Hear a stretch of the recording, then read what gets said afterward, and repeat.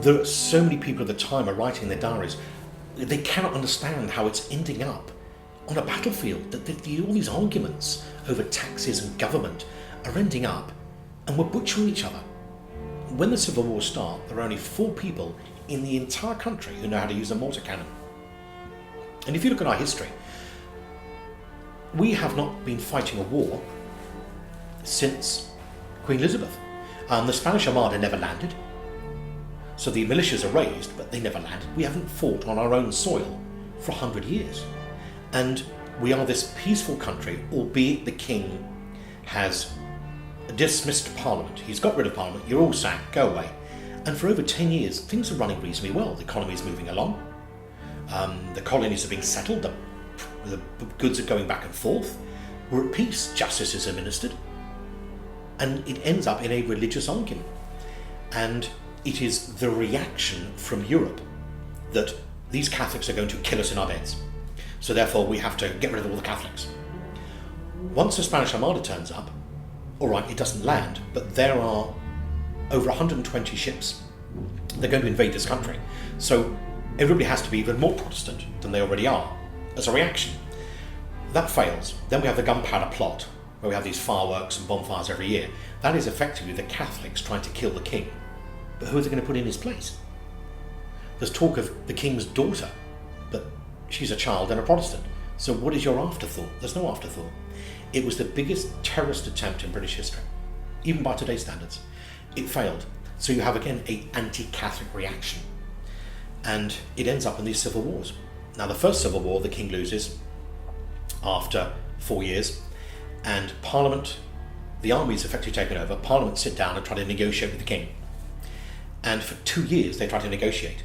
And he's doing deals behind their back. He's trying to get a Catholic army over, a French army over. These are Catholics. They're Catholic armies. What does it look like to your supporters in Britain who fought for you that you're trying to get a French or Irish Catholic army over? And because of that, they feel the king is totally negotiating in bad faith, which, with all respect to the king, he was.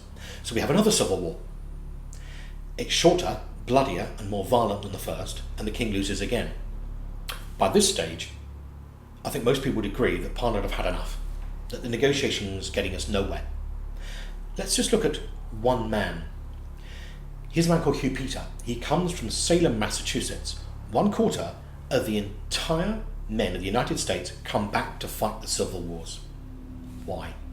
The reason is, it's a lot easier to build your city upon a hill, your Protestant state, purified in England, than it is from starting from nowhere in America. So they come back. Hugh Peter is the man who will lead the religious part. He is, you could say, the Ayatollah of the revolution. Every revolution needs its mouthpiece, needs its person. That's him. His pre-battle speeches and preaching is incredible, and he motivates his men like nothing. He is also head of a regiment. So this man gives this force to the revolution. He and Oliver Cromwell sit down one day, and I think most people would agree. Hugh Peter says to Cromwell, "You want to solve the problem? Kill the king. He's the problem." So Cromwell's answer would logically have been, and I'm sure it was, well, we get rid of the king, who's going to run the country? And Hugh Peter says, "You are." That is the moment that Oliver Cromwell decides we're going to have a republic and no more monarchy. The king was put on trial. The death warrant, in my view, had already been drawn up before the trial started. And it is signed by 59 men. The trial is poor. It's got very little legal value because, as the king said, by what law do you try me? You try me by no law. You make it up as you go along. What chance has everybody else got? And that is a very interesting point. The king had his faults, we know that, but the point he's making is if you just make up a trial and make up a law as you go along, nobody has got any chance of redemption in law. He's found guilty, and 59, as I say, people sign the death warrant. The first 20, no problem. I think after that there's a subtle level of coercion. In the last 15, they're threatened. Who does the threatening? Captain Daniel Axtell, Captain of the Guard, Hugh Peter, and Oliver Cromwell. We know that. Evidence was there. Strangely enough, there was somebody hiding behind a curtain when they were drawing it up. So we have first-hand evidence of what was said. Now, number 4 is Edward Whaley. He's Oliver Cromwell's cousin. He's a general, a man made good. Number 13, 14, 15 are associates. One of them is a man called Gough. General Gough has married Whaley's daughter, so it's family. Number 38 is Colonel Dixwell. He's a functionary. He's a member of Parliament, governor of Dover Castle. He seals it in classic clerical hand. The king is executed and a republic is declared. For 11 years, Britain is under the authority of the Puritan government. The army run the show. And it all seems to go quite well for the army. But there's problems. Parliament don't like it. They think this is wrong. So the army and the Parliament eventually have a falling out. And Oliver Cromwell will have it dismissed, just like the king did. So what we have is the army running the state. 12 men, major generals, run this country. But even that was too much.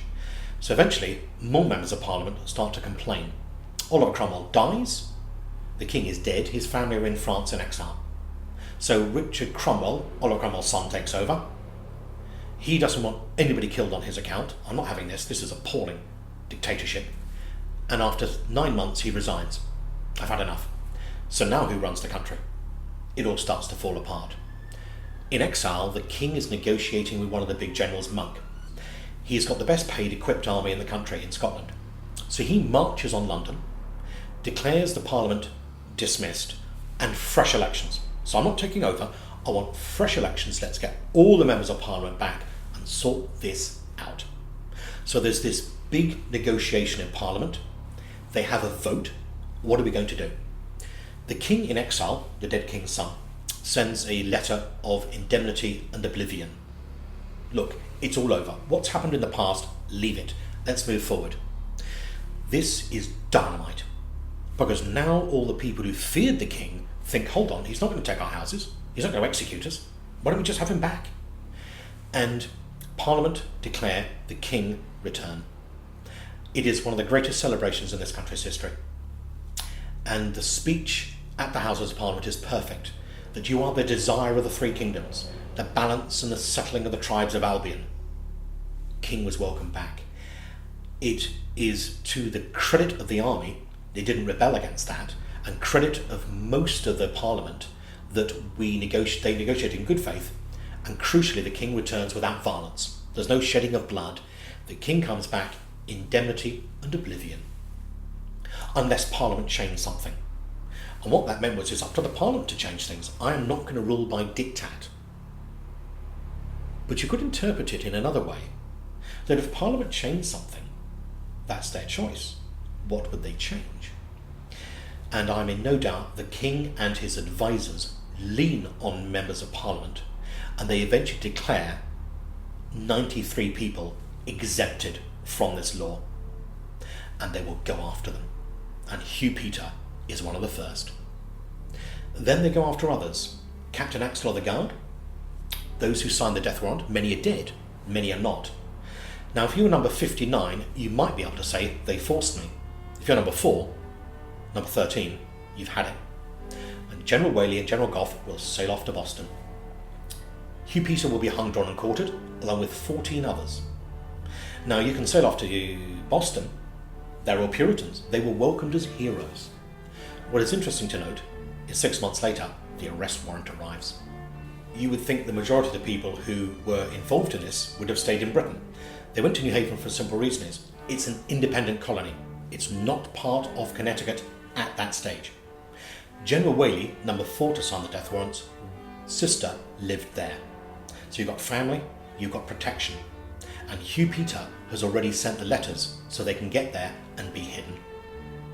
I mean, the aspect of history, one of the most important things is behind the book, is that when Charles II returns, he and his advisors want to bury the Republic. And they have to. They need to go back to the monarchist ways. So 93 people are given bills of attainder. We are going to hunt you down. 14 will be hung, drawn and quartered, but many will be executed in Europe. People are assassinated in Europe. There was one man shot in the back in Switzerland. One man was stabbed to death in Holland. 3 men 2 years later, who had signed the death warrant, were kidnapped near Amsterdam, shipped back to England, and hung, drawn and quartered. So the 2 men that fled to America, eventually it was 3, are well aware the hunt is on for them and it will not stop. And it did not stop.